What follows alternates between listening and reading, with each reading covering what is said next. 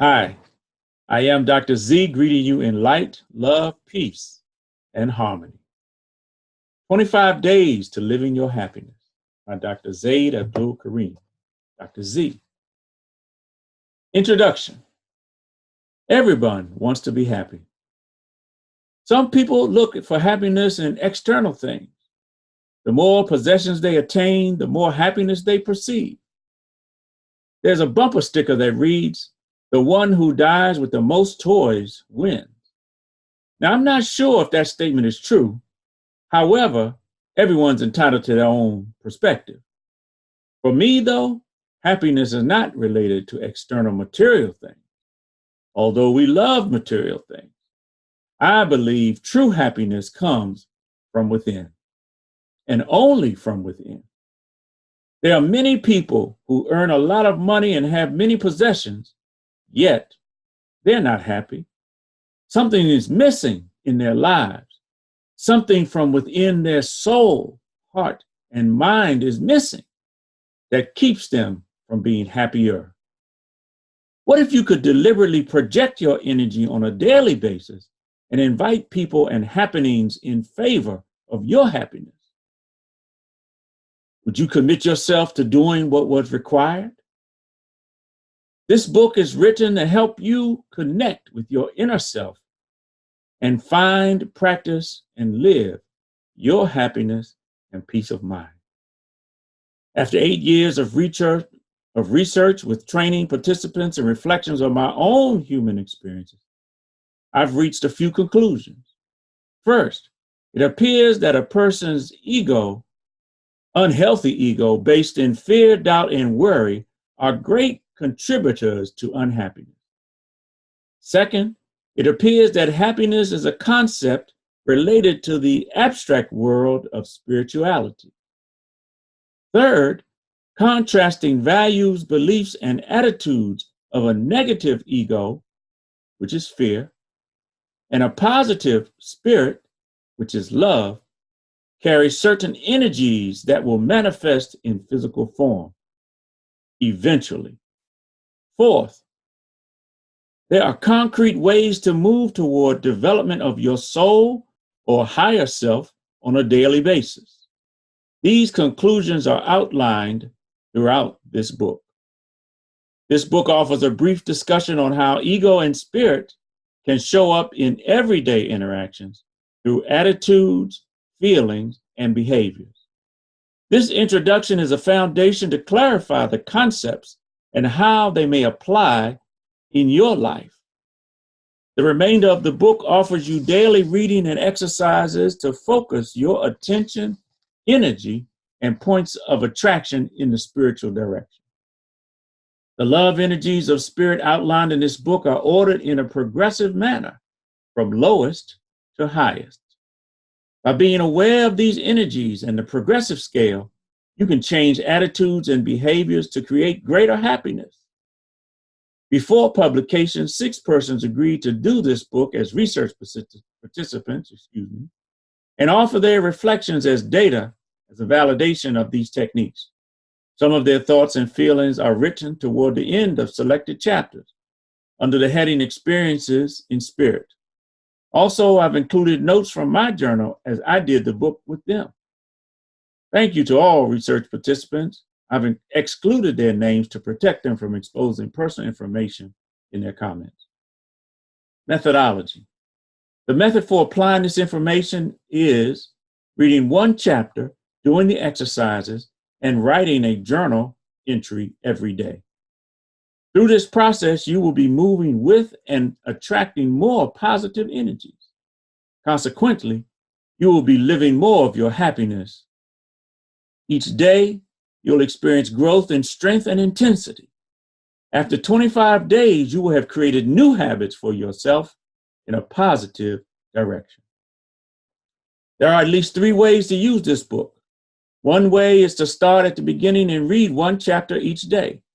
Another way is to identify where you are on the scale of contrasting energies at any given moment and focus on that chapter, the reading and exercises for that day.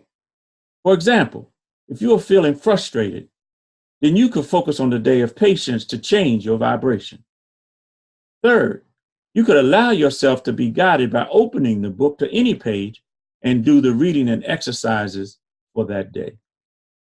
Whichever way you choose to use the book, be consistent for at least 25 consecutive days. This is an exciting adventure where you will be led by Spirit.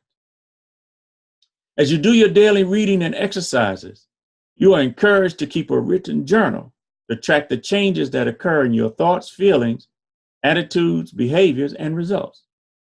Or you could use a tape recorder to record your thoughts daily. Either way, it's important to keep a record of your experiences. Finally, if you want to make the positive changes in more permanent part of your life, then I encourage you to continue using this process over the next 100 days. In other words, commit yourself to repeating the 25-day process at least 4 times, reading each day and doing the exercises. You could also focus on one quality and repeat the affirmation and exercises for that one energy over a 7-day or even 30-day period of time. Concepts of spirit and ego. What do human beings know of spirit? The knowledge of spirit given to us is only a little. The human capacity to understand the spiritual or non-physical world is too limited. We cannot fully comprehend the vastness and power of the spiritual world. All of the books written and speeches given on this topic are reflections of the interest in spirituality nowadays. However, recognize that what is available to you is a very small amount of knowledge on this aspect of life. The non-physical spiritual world built on faith and love. With that being stated, this writing looks at the experiences of human beings and the contrasting energies that evolves from concepts of a diseased ego with the personality or the lower part of self and concepts of what I call soulality, the human spirit or the higher self. I don't say my views written here are right. I just say this is how I see it. I trust your intelligence to make up your own mind about it.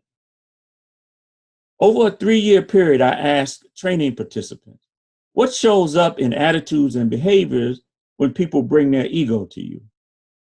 Some of the responses received are listed below and categorized as lower self, personality/ego.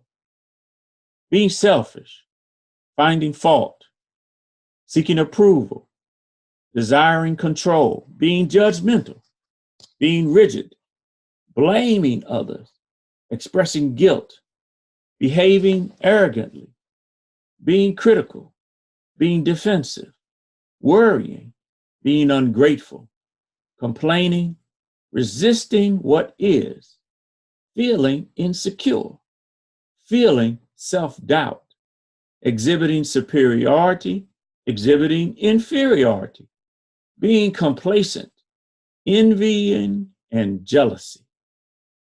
Now, these ego responses are based in fear, doubt, and worry.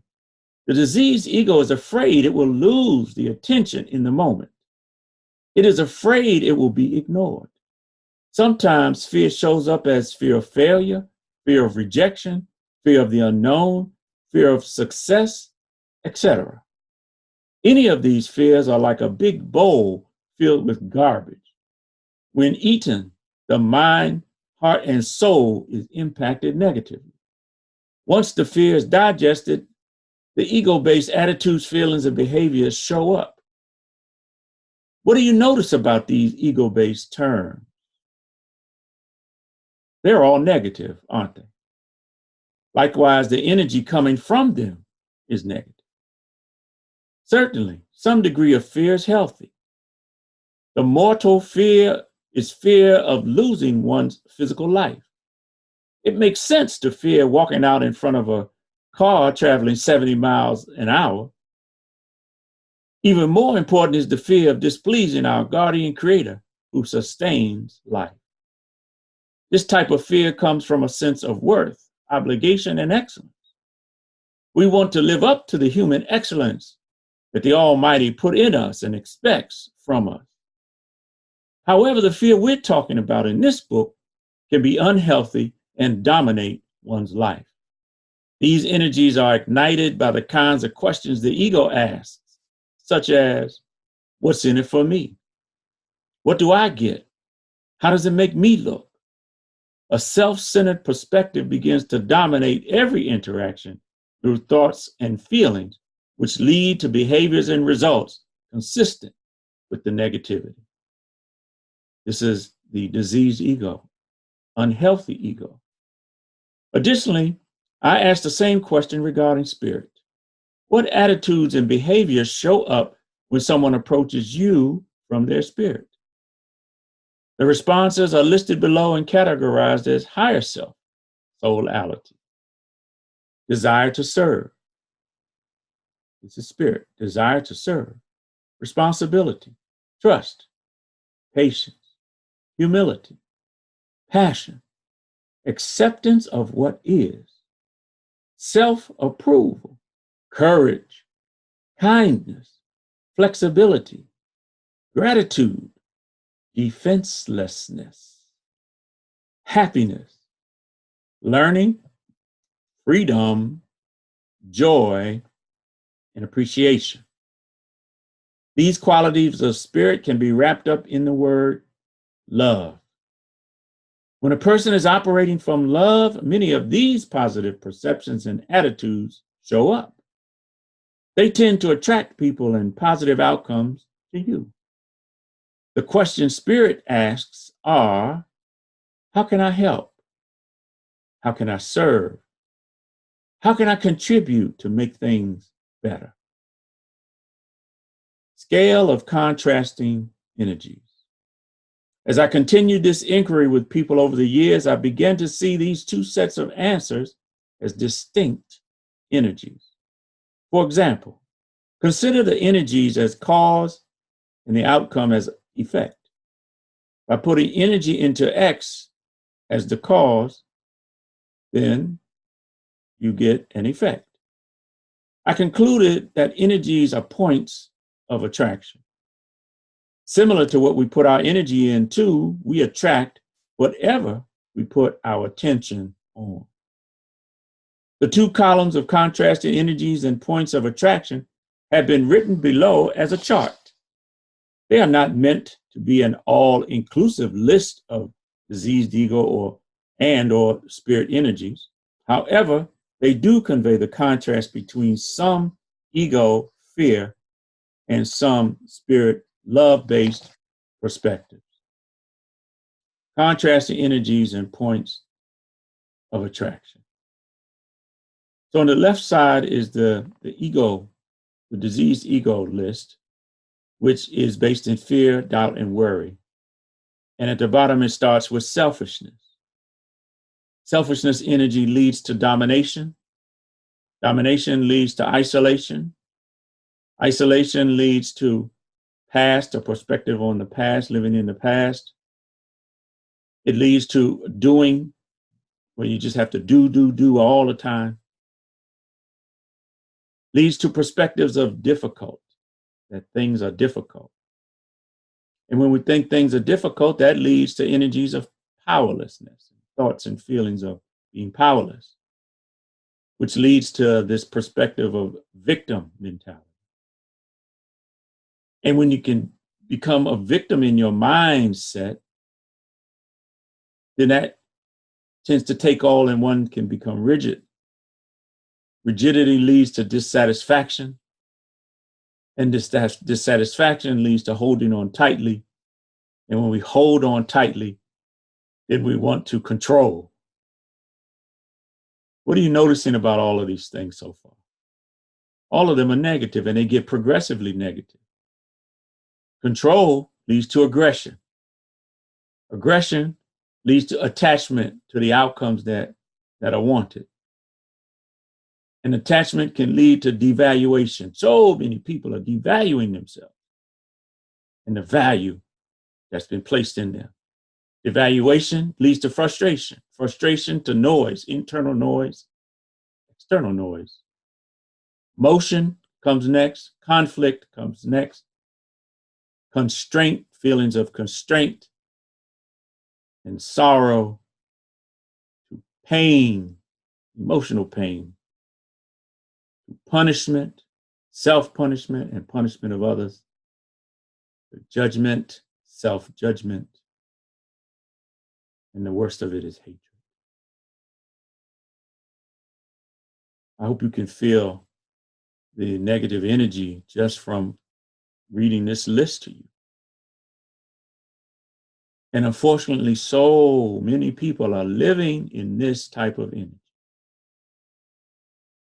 But what we found out is that there's contrasting energy on the other side of the scale.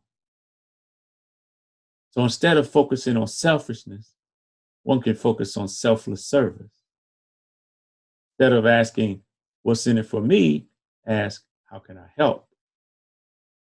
That right there will shift the vibration, because our life is duality, up and down, hot, cold, right, left.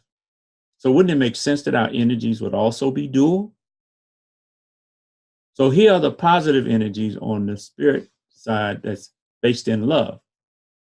Selfless service, which leads to communication, asking about other people's interests and needs, which leads to connection, to be present in the moment, and being instead of doing, to focus on the ease instead of difficulty, to be hopeful instead of feeling powerless, to take responsibility for your life instead of a victim mentality, to be flexible instead of rigid, contentment instead of dissatisfaction, letting go instead of holding tight, acceptance over control, surrender over aggression, detachment of outcomes over attachment, appreciation instead of devaluation. Patience cures frustration. Silence over noise. Stillness over motion. And when we can move in this way, this silence and patience, silence, and stillness will lead us to peace, which is my definition of happiness, which is what I think all of us really want. From peace to freedom, freedom to happiness, happiness to joy, joy to forgiveness, forgiveness to mercy, and mercy to love. Yes. Don't we have a whole different feeling reading that list? And isn't that the sacred space, the sacred freedom space that we all want to live in? So what this book does is gives you an opportunity to put yourselves in that energy and live it on a daily basis. The following chapters provide brief discussions on both the diseased ego energies, points of attraction, and the corresponding energies of spirit.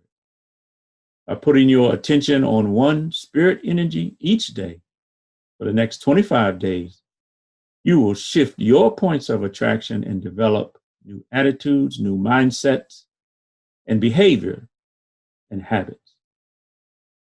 Enjoy the journey and be aware of what shows up in your life as a result of refocusing your attention and moving with the life force to give you more happiness, peace of mind, and results of positivity.